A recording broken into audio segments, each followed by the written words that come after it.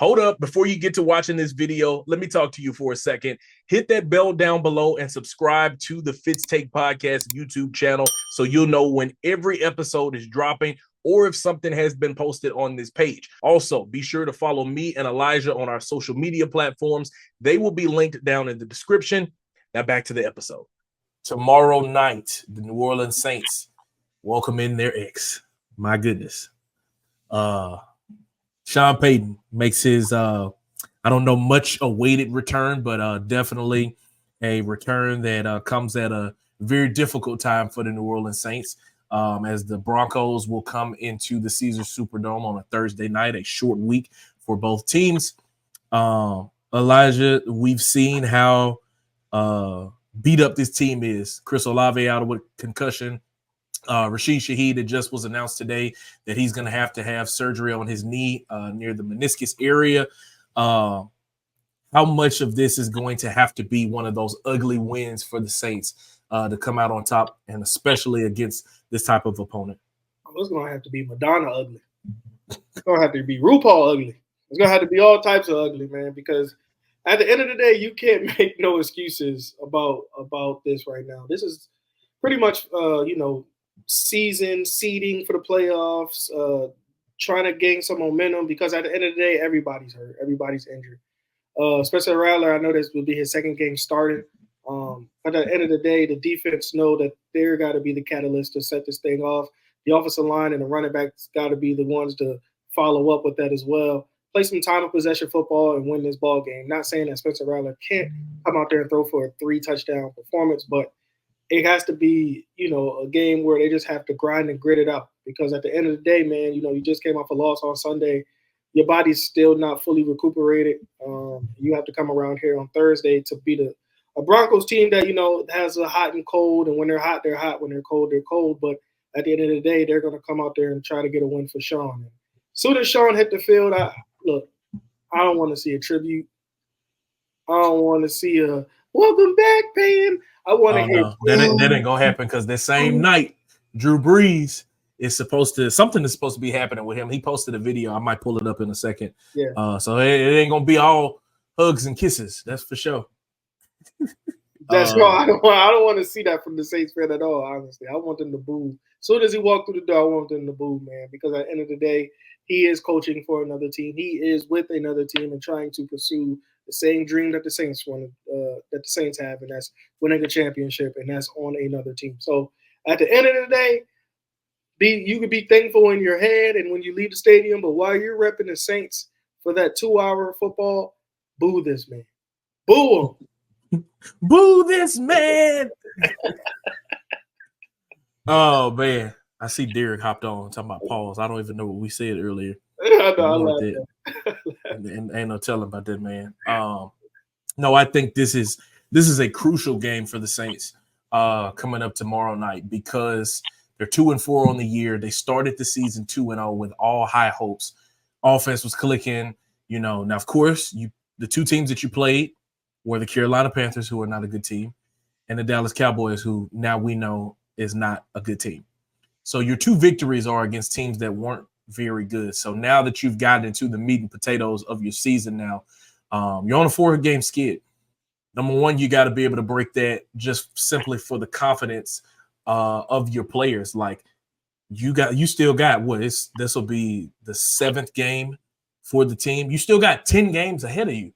Like that's a whole season ahead of you, bro. Like you don't want guys checking out right now. This is not the time for that. You have to figure out a way to leave that game 3-4 instead of 2-5. And it's got to come in a very difficult way. I think the 3 receivers, I think I saw it somewhere. Let me see if I can pull my Twitter up on here. But it was like Bub Means, Cedric Wilson. And I'm like, bro, like I don't even know who any of these players are. And that's no discredit to them, but it's just simply based on the situation and then the time and the circumstance that you're in. You're in a short week. You got a lot of hurt guys. Derek said that dude said you have to take it. See, this is why we couldn't have had it, man, on this show right there. But on a short week like this, it's just not it's not a great position to be in. facing against a team, and Broncos that they're not world beaters or anything like that, but you're not playing your best football at this point. Your defense just gave up almost 600 yards of offense to Tampa Bay. Like, it's kind of fair game at this point. And, Dennis Allen said it on Sunday that they got to tackle better. They got to do everything better. And they have to put Spencer Rattler in the best positions possible to be able to make it happen. Do you believe the Saints can be able to get this victory against this Broncos team? Yeah, because I really think they're more talented. I do think they're more talented on the defensive line. I think they're more talented in the running back room. I think they have a great secondary. I think Patrick Surtain is league by itself over there, but when it comes to a collective secondary, I think they are. I think they had a lot of hiccups against Tampa Bay when it came to tackling.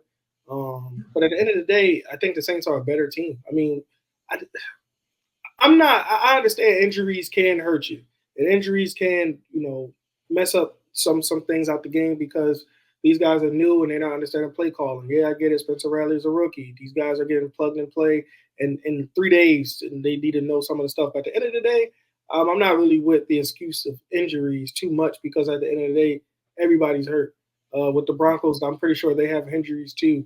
So put your big boy pants on and go out there and play football. I think the Saints are a better team overall. I don't think we're going to see a high-scoring football game, but I think we'll see enough where if it's a 13-16 game and the Saints is come out on top, pause Derek, then I would think that this team can be. I think this team can win this game and again try to bounce back in this NFC South Conference.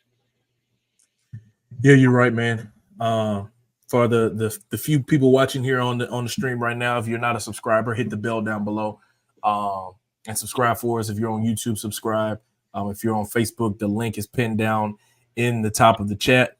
I think this should be an interesting one on Thursday for sure. I got this video of Drew Brees. He's talking of what he wants from the fans at halftime, and people listen. You gotta market your team the best you can, but man, like Saints fans are like, Drew, we're not trying to hear this right now. We not winning. Right. Let me see if I can find it. Hold up, y'all bear with me. We're trying to get this up on stream. So we got the bookmark. Drew Brees here. We have been able to experience some incredible things together in the Superdome over the last 18 years. But Thursday, game day against the Broncos at halftime, we're going to do something that's never been done before. We are going to break out a chant that I know all of you know, but we are going to do it as one in the dome together. It's going to go like this. I'm going to grab that microphone. I'm going to look around, and I'm just going to say, 1. You say, 2, win. For you, 3, 4, win. Some more. 5, 6, win. For kicks. 7, 8, win. It's great. 9, 10, win. Again, win again, win again, win again. You know what time it is. Drew Brees here. But they said we're not trying to hear that, bro. Oh, 1, 2, tie your shoe. We ain't got time for that, bro. Go ahead, take that chance somewhere else. Go take that chance somewhere else. But that was his pregame thing. He did that for years. He got that in the huddle, and I think DeMario Davis always gives a speech now. But that was Drew's thing. You know what I'm saying? He would always give a yes, Derek. He was counting. The Saints will accept your challenge and find a way to lose. Hey, if they did, I wouldn't be surprised just as much as I wouldn't be surprised if they win. Right now, this team is just in a coin flip type of situation in their season. And until they're at full capacity again, there's no telling like what team we really gonna get. You're missing your number one receiver in Chris Olave. You're missing your deep threat in Rashid Shaheed. You're missing your Swiss Army knife in Taysom Hill. Alvin Kamara is probably beat up all the heck because he's getting a million touches a game now. Your offensive line is missing 2 starters, and they're like, bro, it's just the list is going on. And a lot of this is happening to the offensive side of the ball. So, like, we were talking to T. Carter earlier about having complementary football. It's going to be hard to complement each other when you got how many starters was that I just named? Rashid Shaheed, okay, Chris Olave, Eric McCoy, Cesar Ruiz, Taysom Hill. That's 5 starters. 5. Oh, and Derek Carr. I can't forget that. 6 of the 11 starters are not available. They're not playing. That's tough at any level. Now, like I said in our show earlier this week, the good teams find a way to win it. So we're really going to find out if the Saints are capable of becoming a good team, if they're capable of becoming a playoff contender, as they will face the Denver Broncos on Thursday night on Amazon Prime. And we'll have our eyes on that game to see what happens. Thank you so much for watching this clip of the Fitz Take podcast. Be sure to like this video and also subscribe to the YouTube channel. And also follow me and Elijah on our social media platforms. They will be linked down in the description. And remember, every episode of the Fitz Take podcast will air right here on the YouTube channel every Monday at 2 p.m. Thank you so much for watching, and we'll see you next time.